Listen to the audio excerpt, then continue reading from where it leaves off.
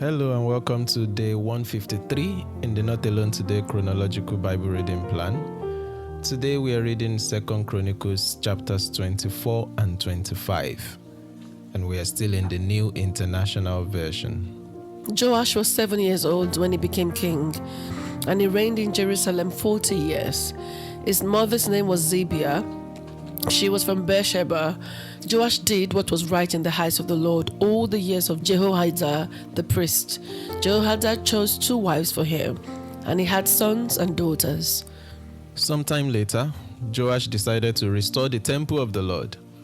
He called together the priests and Levites and said to them, "Go to the towns of Judah and collect the money due annually from all Israel to repair the temple of your God. Do it now." But the Levites did not act at once. Therefore the king summoned Jehoiada the chief priest and said to him, "Why haven't you required the Levites to bring in from Judah and Jerusalem the tax imposed by Moses, the servant of the Lord, and by the assembly of Israel for the tent of the covenant law?" Now the sons of that wicked woman Athaliah had broken into the temple of God and had used even its sacred objects for the Baals. At the king's command, a chest was made and placed outside, at the gate of the temple of the Lord.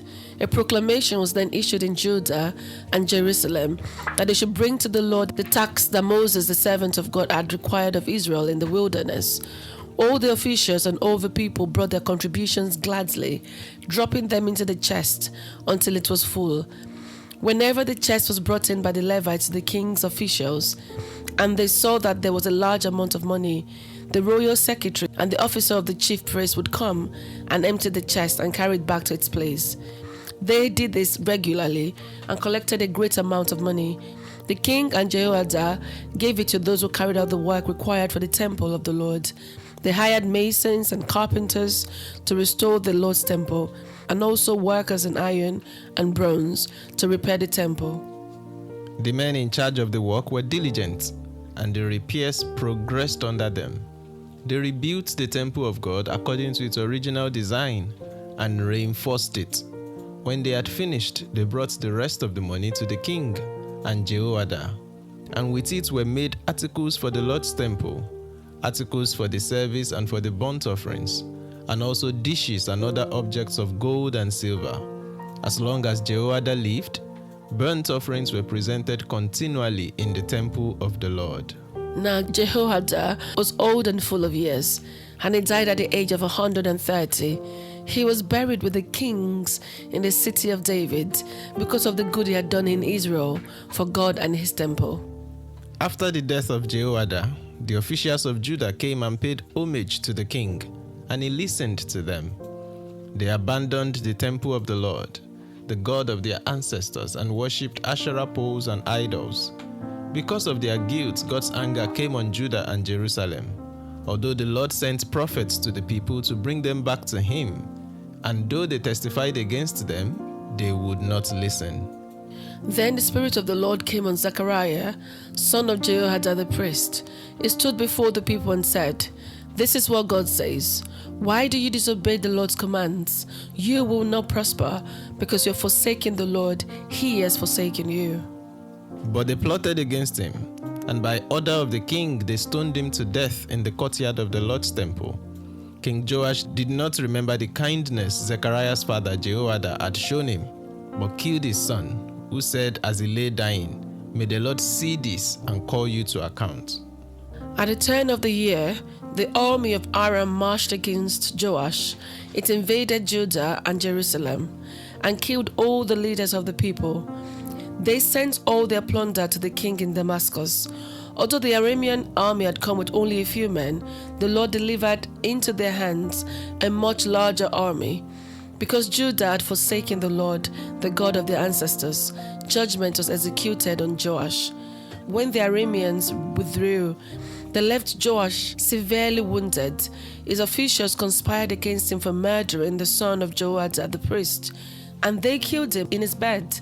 So he died and was buried in the city of David, but not in the tombs of the kings.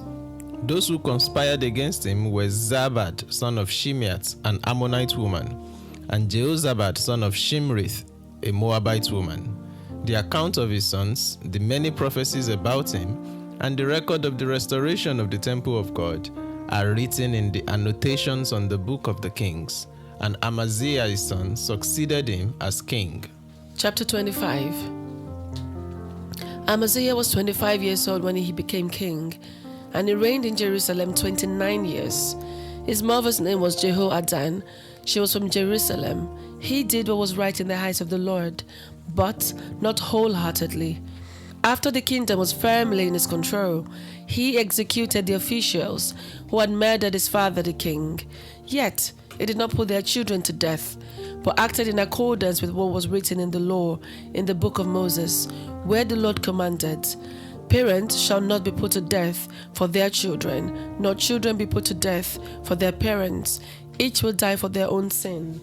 Amaziah called the people of Judah together and assigned them according to their families to commanders of thousands and commanders of hundreds for all Judah and Benjamin. He then mustered those 20 years old or more and found that there were 300,000 men fit for military service, able to handle the spear and shield. He also hired 100,000 fighting men from Israel for 100 talents of silver. But a man of God came to him and said, "Your Majesty, these troops from Israel must not march with you. For the Lord is not with Israel, not with any of the people of Ephraim. Even if you go and fight courageously in battle, God will overthrow you before the enemy, for God has the power to help and to overthrow." Amaziah asked the man of God, "But what about the 100 talents I paid for these Israelite troops?" The man of God replies, "The Lord can give you much more than that." So Amaziah dismissed the troops who had come to him from Ephraim and sent them home. They were furious with Judah and left for home in a great rage. Amaziah then marshaled his strength and led his army to the Valley of Salt, where he killed 10,000 men of Seir. The army of Judah also captured 10,000 men alive, took them to the top of a cliff, and threw them down so that all were dashed to pieces. Meanwhile, the troops that Amaziah had sent back and had not allowed to take part in the war raided towns belonging to Judah, from Samaria to Beth-horon. They killed 3,000 people and carried off great quantities of plunder. When Amaziah returned from slaughtering the Edomites, he brought back the gods of the people of Seir.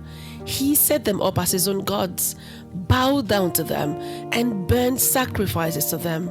The anger of the Lord burned against Amaziah, and he sent a prophet to him who said, "Why do you consult this people's gods, which could not save their own people from your hand?" While he was still speaking, the king said to him, "Have we appointed you an advisor to the king? Stop! Why be struck down?" So the prophet stopped but said, "I know that God has determined to destroy you because you have done this and have not listened to my counsel." After Amaziah, king of Judah, consulted his advisors, he sent this challenge to Jehoash, son of Jehoahaz, son of Jehu, king of Israel. "Come, let us face each other in battle." But Jehoash, king of Israel, replied to Amaziah, king of Judah, "A thistle in Lebanon sent a message to a cedar in Lebanon, 'Give your daughter to my son in marriage.' Then a wild beast in Lebanon came along and trampled the thistle underfoot. You say to yourself that you have defeated Edom, and now you're arrogant and proud. But stay at home. Why ask for trouble and cause your own downfall, and that of Judah also?" Amaziah, however, would not listen, for God so worked that he might deliver them into the hands of Jehoash, because they sought the gods of Edom. So Jehoash, king of Israel, attacked. He and Amaziah, king of Judah, faced each other at Beth-shemesh in Judah. Judah was routed by Israel, and every man fled to his home. Jehoash, king of Israel, captured Amaziah, king of Judah, the son of Joash, the son of Ahaziah, at Beth-shemesh. Then Jehoash brought him to Jerusalem and broke down the wall of Jerusalem from the Ephraim gate to the corner gate, a section about 400 cubits long. He took all the gold and silver and all the articles found in the temple of God that had been in the care of Obed-Edom, together with the palace treasures and the hostages, and returned to Samaria. Amaziah, son of Joash, king of Judah, lived for 15 years after the death of Jehoash, son of Jehoahaz, king of Israel. As for the other events of Amaziah's reign, from beginning to end, are they not written in the book of the kings of Judah and Israel? From the time that Amaziah turned away from following the Lord, they conspired against him in Jerusalem, and he fled to Lachish. But they sent men after him to Lachish and killed him there. He was brought back by horse and buried with his ancestor in the city of Judah. This is the word of the Lord. Thanks be to God. So today we have considered 2 chapters, again a retelling of some of the things we read yesterday on day 152, now considering it from the priestly accounts in 2 Chronicles. In chapter 24, we read the account of how Joash repaired the temple, and then after the death of Jehoiada, the priest, who had more or less been his mentor and guide, he slid into idolatry, and that became his undoing. When the Lord confronted him by sending different prophets, and finally Zechariah, who was a son to Jehoiada, Joash commanded that he be struck down in the temple court. And of course, that led to a divine judgment, with the army of Aram coming to march against Joash and defeating them. Eventually, Joash died, and we're told that the accounts of the things he did are written in the annotations on the book of the Kings, while Amaziah, his son, succeeded him as king. In chapter 25, we read of Amaziah, Joash's son, who ruled for 29 years in Jerusalem. It's a fuller account than what we read yesterday in Kings. In this account, we were told of more details about the battle that he had at Edom that led to the victory. Apparently, he had first of all wanted to go in the full strength of his army, even recruiting 100,000 men from Israel, from Ephraim in Israel. Eventually, the prophet of God told him not to go with those, and he accepted, and the Lord gave him victory. However, shortly after that, he would go on to challenge the king of Israel, and that would lead on to his own death. We are told eventually that he fled to Lachish, but they sent men after him there, and he was killed and brought back to be buried in the city of Judah. Those are the 2 chapters we considered today. Let's spotlight a few thoughts. What stood out to you, Anu? I'll take the chapters collectively. So the story of Joash and Amaziah, they almost have the same pattern to it. So they both started well, but ended badly. And also, in both accounts, we can see that God sends prophets to them to help them to see what they're doing and change their ways. But still, both of them ended in a bad way. And the part that struck me most was how that after Jehoiada, the chief priest, died, that was when Joash turned. But the part that struck me most is they came and paid homage to him, and he listened to them.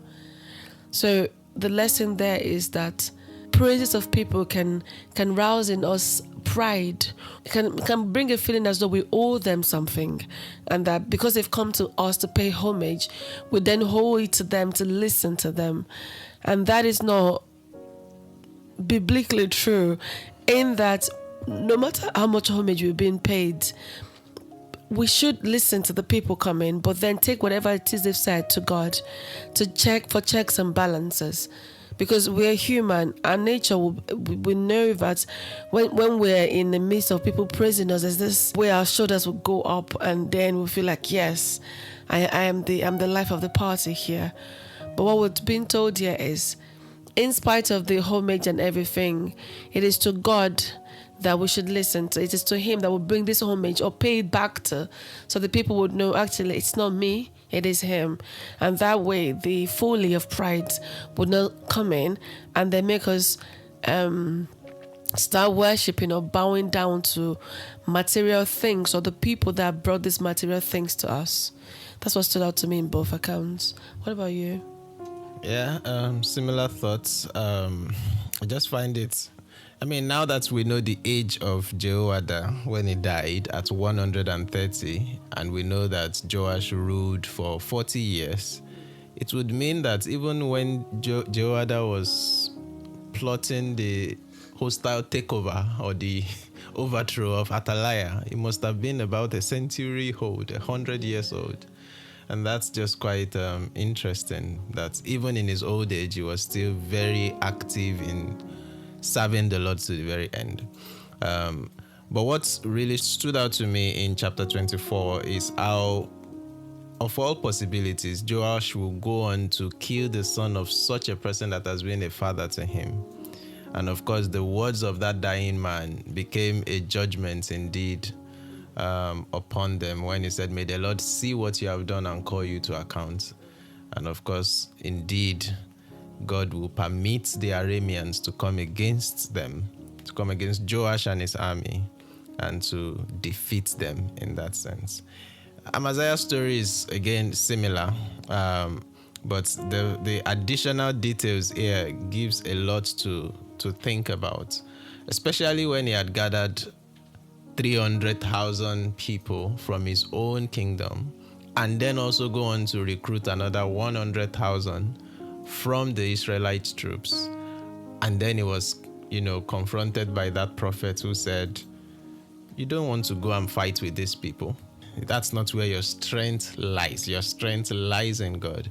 Then Amaziah asked in verse 9, chapter 25, he says, "But what about the 100 talents that I paid for these Israelite troops? Like, I've spent a lot of money to bring these people." The response that the prophet gave, or the man of God gave, stood out to me. It says, "The Lord can give you much more than that." And that's a statement that I think some of us need to hear. Idolatry these days doesn't necessarily look like bowing down to Asherah poles and things like that. But it comes down to choices that we make, especially choices that are tied to money, to what will bring us more money, more fame, more satisfaction, more fulfillment, more influence, and all those things. Those can become our contemporary idols. But the point is, we shouldn't be making choices based on those earthly parameters, because the Lord can give us much more than that. The Lord can give us much more than that. Matthew 6:33, "Seek ye first the kingdom of God and his righteousness, and every other thing shall be added." The Lord can give us much more than that. Much more than what we think we've invested in certain things that makes it next to impossible to detach from them, when God is literally saying, "Let it go.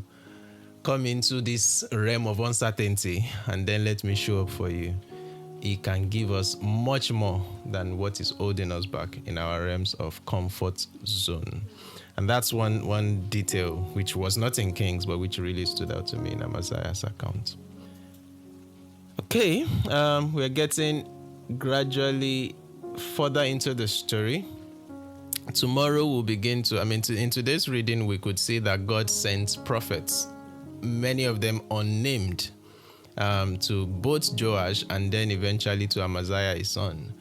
And so tomorrow we're going to begin to see some of these prophets actually being named, and with their prophetic messages that God gave them within the same context of this period in the timeline. And so tomorrow we'll be reading Jonah chapters 1-4 alongside 2 Kings 14 verse 23 to 29. And in the days to come, we'll be hearing from Prophet Amos, from Prophet Hosea, because this is about the time when their prophecies fit into the timeline in that chronology. So join us tomorrow on day 154 as we flip the page and consider the passages for tomorrow. But till then, just remember, you're not alone today. God bless you.